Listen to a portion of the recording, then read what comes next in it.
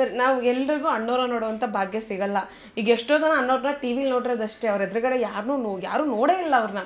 ನೀವು ಎದುರುಗಡೆ ನೋಡಿದಾಗ ಅವ್ರ ಬಗ್ಗೆ ಏನು ಅನ್ನಿಸ್ತಾರೆ ಸರ್? ನಿಮ್ಮ ಮನಸ್ಸಲ್ಲಿ ಏನು ಬಂತು ಒಂದು ಭಾವನೆ ಅವ್ರ ಬಗ್ಗೆ? ಇಲ್ಲೋ ಅವ್ರನ್ನ ದೇವ್ರನ್ನೇ ನೋಡಿದಿನ ಅಂತ ಅನಿಸ್ಬಿಡ್ತಾರೆ ನನಗೆ. ಯಾಕಂದ್ರೆ ಬಬ್ರುವಾನ, ಮಯೂರ, ಭಕ್ತ ಕುಂಬಾರ, ಇಮ್ಮಡಿ ಪುಲಿಕೇಶಿ, ಸಂಪತ್ತಿಗೆ ಸವಾಲು, ಹುಲಿಯಾಲಿನ ಮೇವು, ಅವ್ರ ಚಿತ್ರಗಳನ್ನ ನಾವು ಯಾವುದನ್ನು ಬಿಟ್ಟಿಲ್ಲ. ಸಿ.ಐ.ಡಿ ರಾಜಣ್ಣ, ಗೋವಾದಲ್ಲಿ ಸಿ.ಐ.ಡಿ 9 ಫುಲ್ಲು ಆ ಚಿತ್ರಗಳು ಮರೆಯಲಾರದ ಒಂದೊಂದೇ ಚಿತ್ರಗಳು.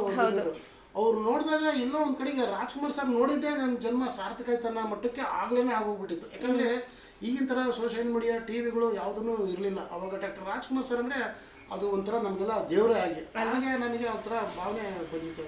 ಫಸ್ಟ್ ಮೂವಿ ಯಾವುದು ನೀವು ನೋಡಿ ರಾಜ್ಕುಮಾರ್ ಸರ್ ಅವ್ರದ್ದು? ಚಲಿಸುವ ಮೊಡಗಳು ನೋಡಿದ್ದೆ ನಾನು. ಯಾಕಂದರೆ ನಾನು ತುಂಬ ಚಿಕ್ಕವನಾಗಿದ್ದಾಗ ನಮ್ಮ ಮನೇಲಿ ಎಲ್ಲೂ ಹೊರಗಡೆ ಬಿಡ್ತಾ ಇದ್ದಿಲ್ಲ. ನಾನು ಫಸ್ಟ್ ಪಿಕ್ಚರ್ ನೋಡಿದ್ದು ಡಾಕ್ಟರ್ ರಾಜ್ಕುಮಾರ್ ಸರ್ ಅವ್ರದ್ದು ಚಲಿಸುವ ಮೊಡಗಳು. ನಮಗೂ ಕೂಡ ಆ ಚಿತ್ರ ಹೆಂಗೆ ತೆಗಿತಾರೆ, ಶೂಟಿಂಗ್ ಹೆಂಗೆ ತೆಗಿತಾರೆ ಅಂತಂದು ಏನೂ ಗೊತ್ತಿರಲಿಲ್ಲ. ಸಿನಿಮಾ ಥಿಯೇಟ್ರ್ ಹೋದಾಗ ನಾವೆಲ್ಲ ನೋಡ್ತಾ ಇದ್ವಿ, ಅದೇನೋ ಹಂಗೆ ಕತ್ಲಾಗ್ತಾ ಇತ್ತು, ಬೆಳಕು ಬಿಡ್ತಾ ಇದ್ರು.